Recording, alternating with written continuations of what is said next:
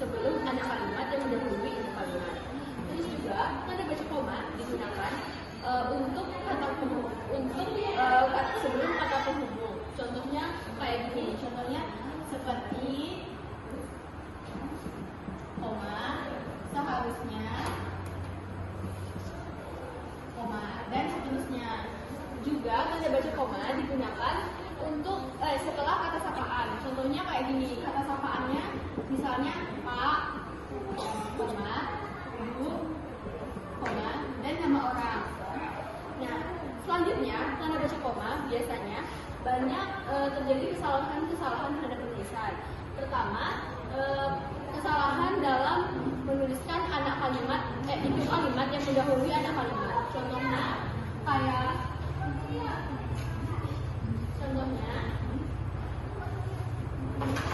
anak kalimatnya itu kayak gini.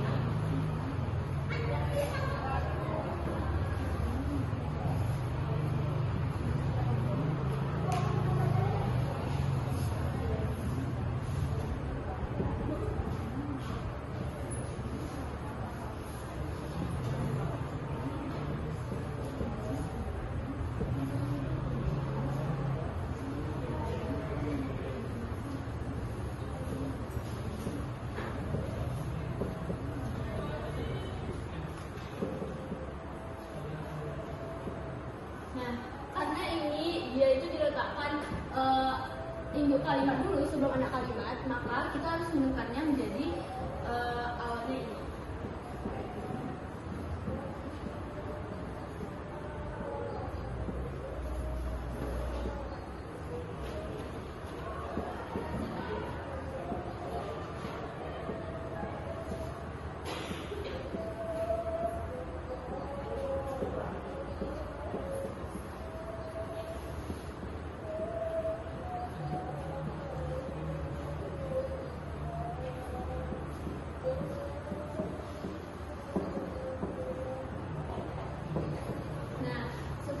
Ini merupakan anak kalimat yang mendahului induk kalimat. Karena harga BBM naik, maka harga bawang tidak diskon. Nah, selanjutnya contoh kata koma, tanda baca koma yang salah ialah dalam menuliskan kalimat perincian. Contohnya itu seperti bukti,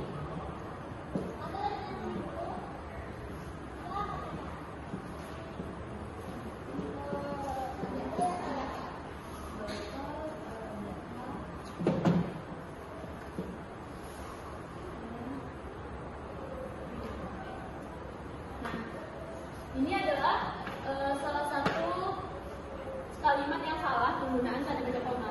Karena ini dia meletakkan koma yang seharusnya itu ialah ini membawa botol, bekal, dan pena.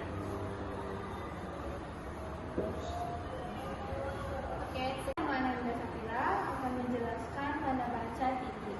Titik adalah tanda baca dalam bahasa Indonesia yang memiliki beberapa fungsi dalam penulisan. Titik biasanya digunakan pada yang pertama itu ada pada akhir kalimat.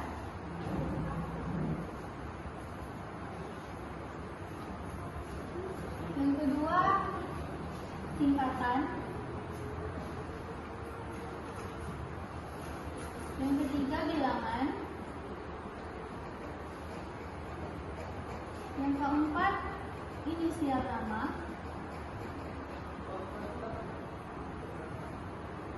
Yang kelima, daftar poin.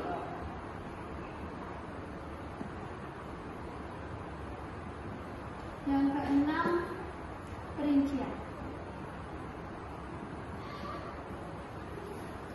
Baiklah, yang pertama akhir kalimat. Ini biasanya digunakan pada akhir kalimat itu untuk menunjukkan bahwa kalimat itu lengkap. Contohnya,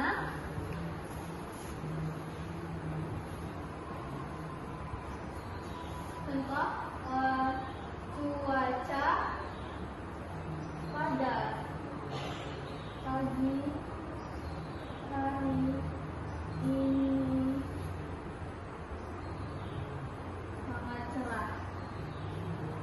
titik. Yang kedua, singkatan. Singkatan digunakan pada titik untuk memberitahu bahwa kalimat itu adalah singkatan, bukan kata utuh. Contohnya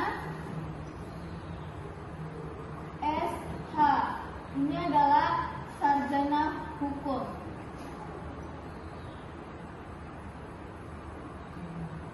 Yang kedua, DR titik itu adalah dokter. Kemudian yang ketiga ada bilangan. Bilangan biasanya digunakan pada titik untuk memisahkan kalimat ribuan atau angka ribuan.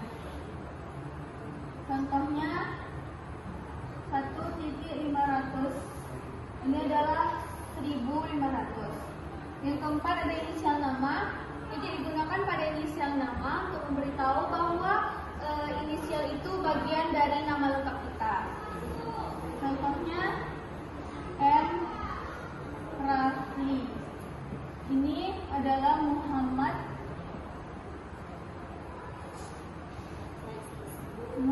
Rafli. Yang kelima ada daftar poin.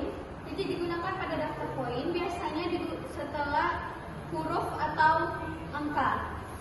Contohnya 1 titik persiapkan barang, 2 titik cek kembali alat. Selanjutnya ada perincian. Titik digunakan pada perincian untuk memisahkan item-item atau bagian penting. Contohnya Ani membawa beberapa barang, titik 2 pena, pensil, dan buku. Itulah penjelasan dari tanda baca titik yang biasanya digunakan pada kalimat singkatan, bilangan, inisial nama, daftar poin, dan perincian. Titik pada tanda baca secara umum itu adalah memperjelas struktur dan makna tulisan, mempermudah pemahaman. Saya akan menjelaskan apa sih itu tanda seru. Tanda seru adalah tanda yang digunakan untuk menyampaikan kalimat perintah, emosi yang kuat, kalimat larangan, dan masih banyak lagi. Kalimat tanda tanya itu berfungsi untuk memperkuat emosi, menarik perhatian, menekankan perintah, dan membantu kalimat itu menjadi lebih hidup. Salah satu contoh dari kalimat tanda baca dari kalimat larangan adalah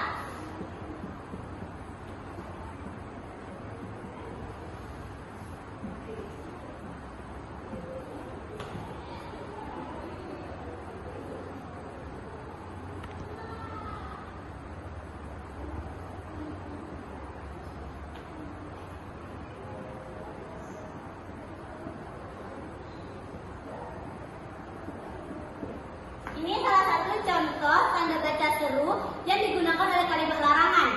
Dan ini salah satu contoh tanda baca seru yang digunakan sebagai kalimat perintah.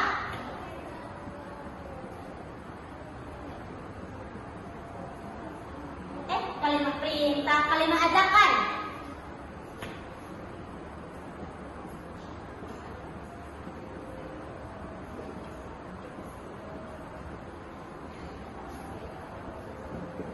Dan ini salah satu contoh tanda seru yang digunakan untuk kalimat perintah.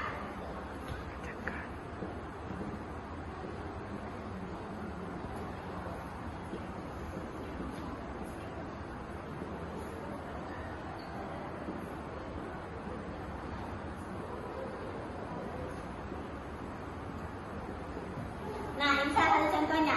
Lalu tanda seru itu bertujuan untuk membuat ekspresi lebih hidup yang tidak bisa digunakan oleh tanda baca yang lain. Saya Kalian Margalia akan menjelaskan tentang tanda tanya.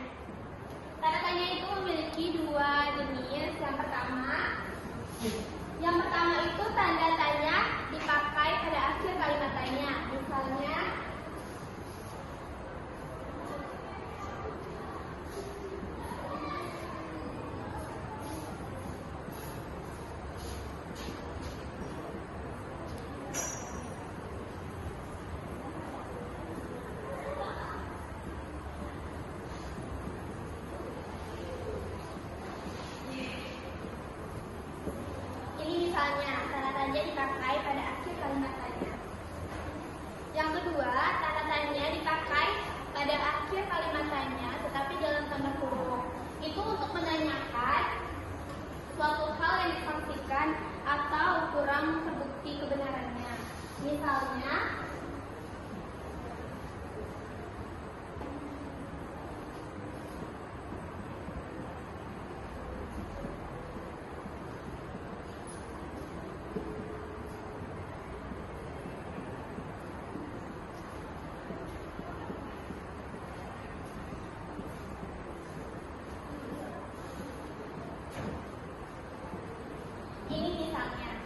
Baiklah, saya Muhammad Faris akan menjelaskan penggunaan EID tanda kurung. Tanda kurung adalah tanda baca yang digunakan secara berpasangan yang berfungsi untuk memisahkan atau menyisipkan teks dalam teks lainnya. Contoh penggunaan tanda kurung yang pertama yaitu pada penjelasan tambahan.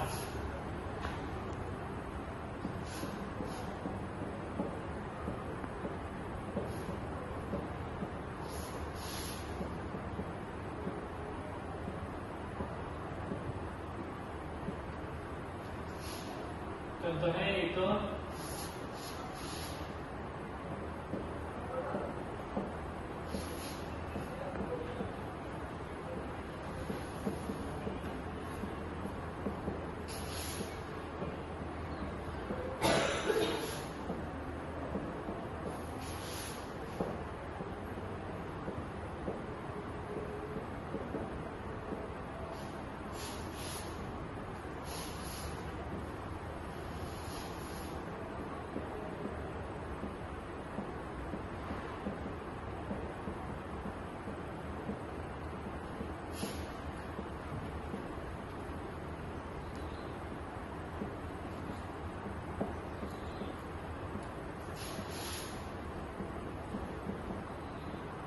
contoh yang pertama itu buku itu ditulis oleh J.K. Rowling, penulis terkenal dari Inggris. Yang kedua, pada nomor telepon.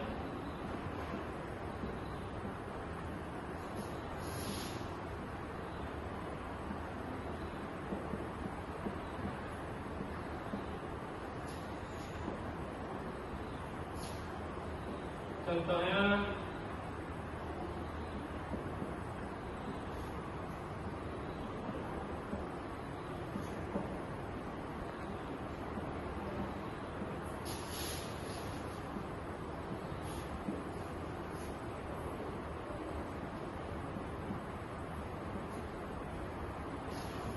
Contohnya hubungi kami pada nomor 021 133 144.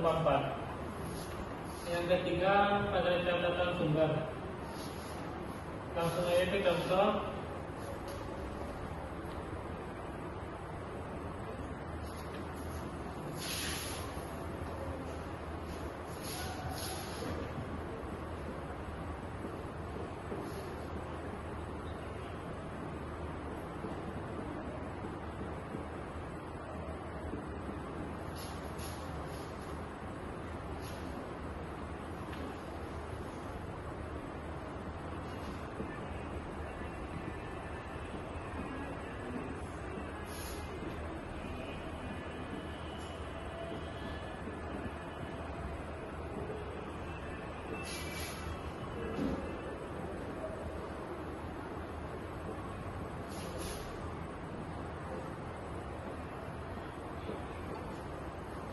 Itu pada contoh teori itu ditemukan oleh Albert Einstein 1905, digunakan pada tahunnya.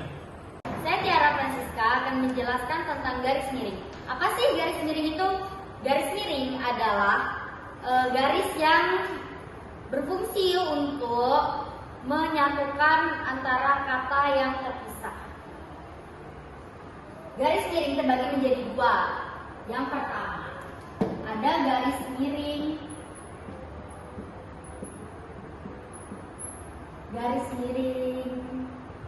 satu atau tidak ganda.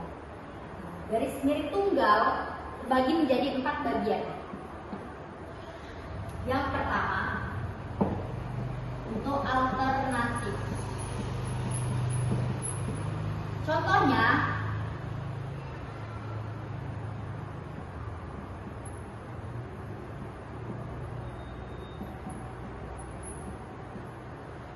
buku garis miring majalah. Yang biasa kita baca buku atau majalah.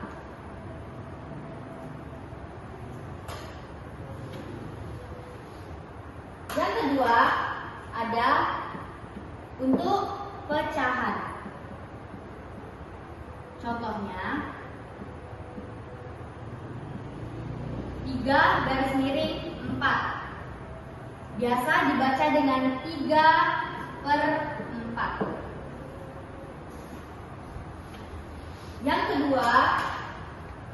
ketiga ada garis miring untuk menyatukan kata. Contohnya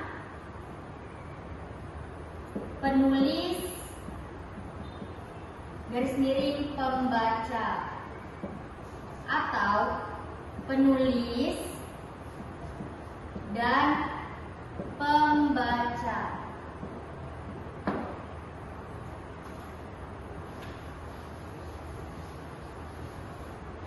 Yang keempat, ada garis miring untuk menyatukan kata. Contohnya S garis miring D, atau kita baca dengan sama, sampai, dengan. Dan pembagian garis miring yang kedua yaitu garis miring tunggal. Garis miring ganda.